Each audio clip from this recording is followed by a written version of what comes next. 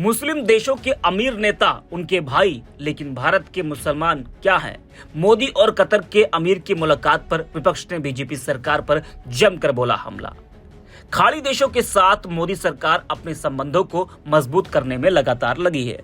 Qatar, संयुक्त अरब अमीरात, Saudi अरब जैसे देशों के साथ भारत के रिश्ते मजबूती से बढ़ रहे हैं। कतर के अमीर के भारत दौरे के दौरान मोदी ने प्रोटोकॉल तोड़ते हुए एयरपोर्ट पर उन्हें खुद रिसीव किया और गले लगाया। यह दिखाता है कि मोदी और बीजेपी का मुस्लिम दुनिया के नेताओं के साथ संबंध कैसा है। इन देशों के साथ व्यापार, ऊर्जा और सुरक्षा के क्षेत्र में भारत अपने रिश्ते मजबूत रखना चाहता है। जी हाँ, बता दें कि कतर के अमीर शेख तमीम बिन हमद अल थानी भारत दौरे पर आए हैं। प्रधानमंत्री नरेंद्र मोदी ने खुद एयरपोर्ट जाकर उनका स्वागत किया, उनको गले लगाया।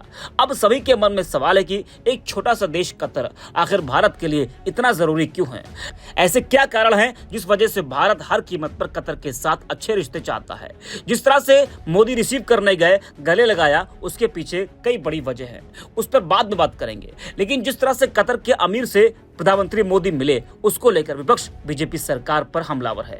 विपक्ष का कहना है कि विदेश के अमीर मुसलमानों से मोहब्बत, लेकिन भारत के मुसलमानों से नफरत क्यों? जी हां, जिस पर विपक्ष के नेताओं की प्रतिक्रियाएं सामने आ रही हैं। कांग्रेस प्रवक्ता सुप्रिया सुनित ने एक्स पर कतर के अमीर और मोदी की मुलाकात की वीडियो शेयर करते हुए लिखा है कि अमीर होने से वो आपको कपड़ों से पहचान कर भी न सिर्फ गले लगाएंगे, बल्कि दौड़े दौड़े एयरपोर्ट लेने भी लपक के आएंगे, लेकिन अपने देश में आपके जैसे कपड़े देखकर नफरत बरसाएंगे। पैसा वाला होने से वक्त हालात आपके बदलते हैं। जज्बात नरेंद्र मोदी के कतर के अमीर शेख तमीम बिन हमद अल थानी के साथ। तो सुप्रिया सुनित ने तंज कसते हुए कहा कि अमीर होने से वो आपको कपड़ों से पहचान कर भी न सिर्फ गले लगाएंगे, बल्कि दौड़े दौड़े एयरपोर्ट भी लेने आ जाएंगे।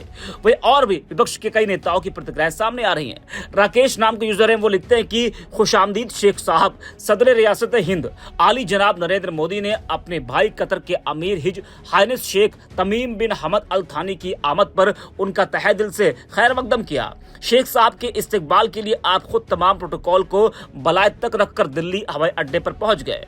आप हुजूर ने मोहतरम शेख साहब को गले लगाकर अपनी दिली मोहब्बत का मुजाहरा किया।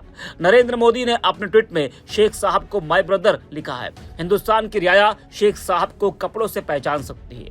तो देखा आपने किस तरह से लोग इस मुलाकात पर तंज कस रहे हैं। बता दें कि इंदिरा गांधी हवाई अड्डे पर कतर के अमीर शेख तमीम बिन हमद अल थानी अपने 2 दिवसीय भारत दौरे पर प्रतिनिधिमंडल के साथ पहुंचे। उनके स्वागत के लिए खुद पीएम मोदी प्रोटोकॉल तोड़कर वहां मौजूद थे।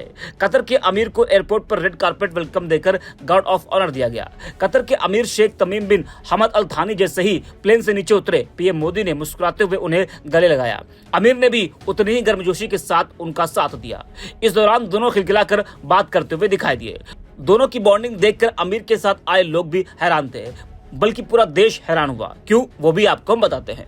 कतर की आबादी मात्र 29 लाख है, वहां भी 8,35,000 तो भारतीय मौजूद है।